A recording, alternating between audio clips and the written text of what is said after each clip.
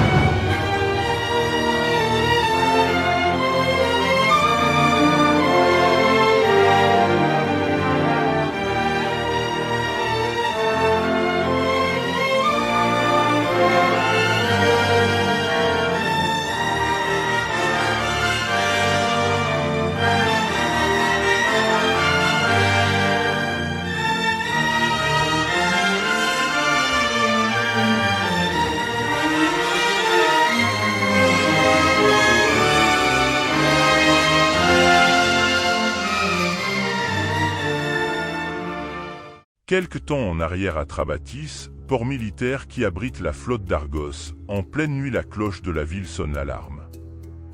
À la suite de leur sergent, 4 marins sortent armes au poing et tombent nez à nez avec des pirates en train d'incendier la ville. Montant directement à l'assaut, ils se débarrassent d'un premier groupe mais des renforts en nombre surgissent par-dessus la muraille. Les combattants sont soudain séparés par un attelage qui dévale la rue en pente. Mené par Vétranis le sorcier, 4 purent sentir la cloche de la ville sur un chariot. Perché sur la cloche, Colox l'archer bossonien fait pleuvoir ses flèches sur les pirates. Inarrêtables, ils continuent leur route laissant les marins au milieu des pirates incendiaires décimés. Quelques semaines plus tard à Messentia, Ina, Harald, Norbald et Santar ont escorté Pythéas le marin jusqu'à la capitale argocéenne. À peine arrivé et culpabilisant sur quelques excès durant le voyage, Santar s'inscrit à un marathon le lendemain. Ina, quant à elle, apprend à ses dépens qu'elle est toujours recherchée en ville. Elle blesse Nestor, un garde qui la reconnaît et arrive à fuir dans les égouts à l'aide de Santar qui reste néanmoins pour sauver l'homme à l'agonie. Ina se réfugie chez les égoutiers, la guilde de voleurs locale. Ils y rejoignent Harald qui vient faire le rapport d'une précédente mission à Aram, le chef de guilde. Ce dernier leur présente Pamhotep, un Stygien venu faire une proposition d'alliance avec une nouvelle guilde d'Abadra. Il est à la recherche de renseignements sur Vétranis et sur une inquiétante étoile rouge apparue dans le ciel. Les aventuriers se donnent rendez-vous le lendemain dans la taverne de la Morue Noire sur l'île de Crantown. Norbald de son côté est accueilli en héros par les réfugiés ingariens devant les portes. Il a récemment sauvé une sorcière emprisonnée et torturée par un culte dévoyé. Il est réveillé le lendemain par la garde qui évacue les réfugiés de devant la porte pour laisser passer les coureurs de la grande épreuve. Il recroise Ina venue encourager Santar qui se prépare sur la ligne de départ. Les encouragements ne sont pas suffisants mais sont hélas à la hauteur de la piètre performance qu'offre le coureur. On peut au moins lui reconnaître une détermination hors du commun puisqu'il termine le marathon après 7 heures de course. Alors qu'il crache ses poumons sur la ligne d'arrivée, il est achevé par une tape réconfortante d'Ina sur son dos. Les aventuriers finissent par rejoindre leurs amis à la taverne. Ils apprennent de Pythéas qu'Abdul al-Azred l'astronome pourra les renseigner sur l'étoile et l'aider à préparer son futur voyage. Ce dernier vit au sommet d'un pic sur l'île de Jazira al-Mauta sur la côte chémite. Harald a mis ce temps à profit pour chercher un bateau.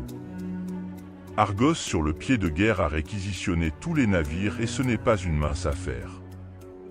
Heureusement, à l'aide d'un fonctionnaire de la capitainerie corrompu, il remplit un formulaire indicible.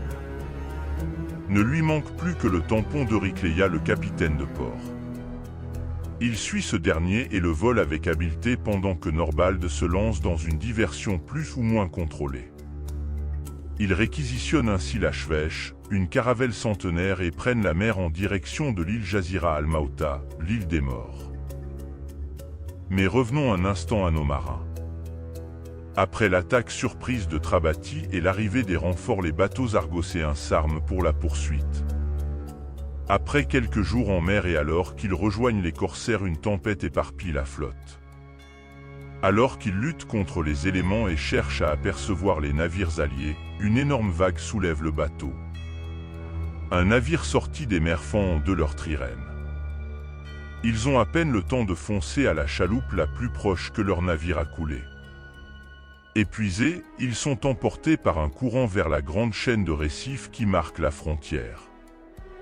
Ils finissent par s'échouer contre un grand piton rocheux alors qu'au milieu des vents un chant commence à se faire entendre. De leur côté, sur la Schwech, Harald garde le cap fixé par Pythia. Pour éviter le pirate bleu qui écume les mers et la flotte argocéenne, ils décident de passer par un vieux chemin de contrebandier qui traverse la chaîne de récifs au nord de Trabatis. Leur navigation est si précise qu'ils arrivent directement en face d'une arche rocheuse qui marque le début de la passe. Le courant et le vent s'engouffrent avec eux dans le passage et l'aventurier plein de ressources peine à éviter les rochers. La passe s'ouvre sur un cimetière de bateaux d'où s'élève un grand piton rocheux cerné d'oiseaux. Un chant envoûtant s'élève de la cime. Les aventuriers résistent à l'enchantement mais aperçoivent à sa base des marins naufragés qui leur font signe. Alors qu'ils accostent pour les sauver, ces derniers s'engouffrent dans une fissure. Tandis qu'ils sont à leur poursuite, le groupe se sépare. Norbald et Ina inspectent le fond du passage rocheux où ils ont découvert des plumes géantes au milieu de cadavres noyés. Les autres aventuriers ont rejoint un nid au sommet du rocher et font face à une sirène entourée par les marins. Cette dernière renouvelle son chant mais encore une fois les héros ne cèdent pas à l'enchantement. Mais Santar, ne résistant pas à l'appel de la musique, sort sa guitare et se décide à accompagner la sirène. Renforcé par la musique, seul Harald résiste cette fois à l'envoûtement. Il fait face à ses alliés et les marins envoûtés alors que le monstre déploie ses ailes. Plus bas, les morts se réveillent. Il parvient à esquiver tant bien que mal les attaques, au moins le temps que ses alliés reviennent à eux. Le moment coïncide avec l'arrivée au sommet d'Ina et Norbald qui, comprenant que les morts sont trop nombreux, décident de se focaliser sur la sirène.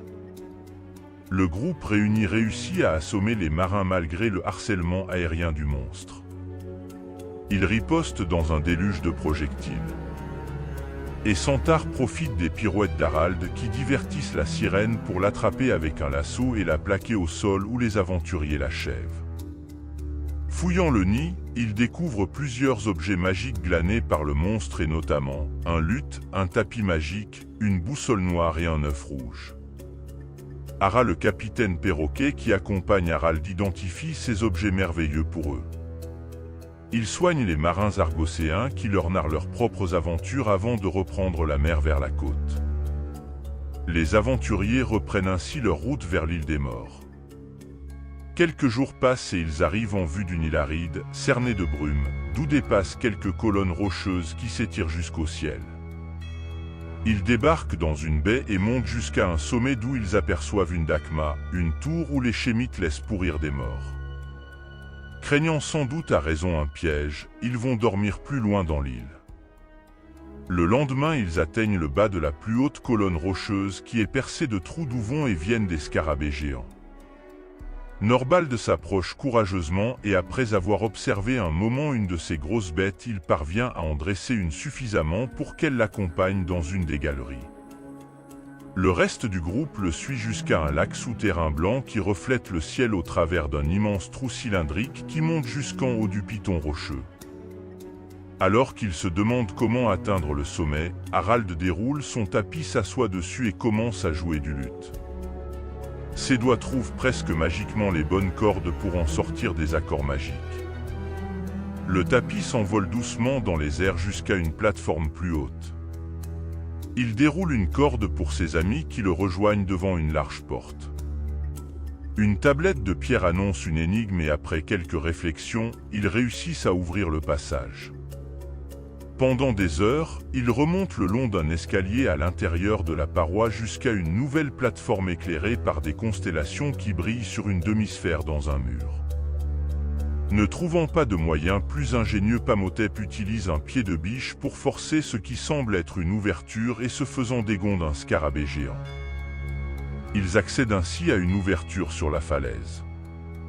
Là encore, ils ne trouvent pas d'accès et le temps passe. Le soleil de midi vient se refléter dans le miroir au fond du gouffre. Santar risque un regard dans le miroir et son cri de douleur retentit dans toute la grotte. Aveugle, les yeux brûlés, il titube dans la grotte. Les aventuriers décident alors de tenter leur chance sur la falaise. Alors que Pamhotep suivi d'Ina a monté athlétiquement quelques longueurs de corde sur la paroi, un vautour géant surgit de la brume. Les archers tentent d'abattre la créature, mais elles font tout de même sur sa cible, le saisit par la tête et l'emporte. D'un coup de dague, il ouvre les serres et se jette sur la paroi où il réussit tant bien que mal à se stabiliser. Les autres grimpeurs de la cordée réussissent à désescalader suffisamment pour trouver des positions sûres. Lors du second assaut, ils abattent le vautour. Le reste de l'ascension, bien que périlleuse, se passe sans encombre et la nuit tombe lorsqu'ils atteignent enfin le sommet. Assis en tailleur sur un promontoire, le vieil astronome aveugle médite. Un ensemble de miroirs permet d'observer dans la colonne rocheuse. Les aventuriers questionnent l'astronome, mais il ne connaît pas l'étoile rouge et leur propose de regarder dans le miroir principal. À l'exception de Santar toujours aveuglé, ils y risquent tous un œil et le spectacle qu'ils y découvrent manque de leur faire perdre la raison. Couvrant de ses ailes une galaxie derrière lui, un terrifiant dragon noir vole directement vers eux. Calculant sa direction, il détermine avec l'aide de l'astronome qu'il arrivera dans quelques jours ou semaines quelque part au milieu de l'océan où se dresse une pyramide noire. Dans la direction même qu'indique la boussole noire. Nous retrouvons une dernière fois nos marins qui, après avoir été sauvés de la sirène, ont repris la mer vers la côte. Alors qu'ils approchent de Messentia, ils croisent la route d'un sombre navire. Malgré ses voiles déchirées, il file poussé par un vent démoniaque les emportant dans son sillage.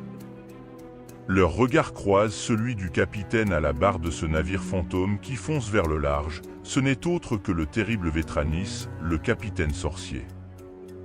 Alors que les marins arrivent à s'extraire du sillage, un des serpents géants qui accompagnent le bateau s'intéresse à eux. Ce n'est que grâce au sacrifice d'un des marins qui se jette dans l'eau et se fait dévorer qu'ils arrivent à distancer le danger. Pleurant leurs compagnons, les marins rament lentement vers Messentia.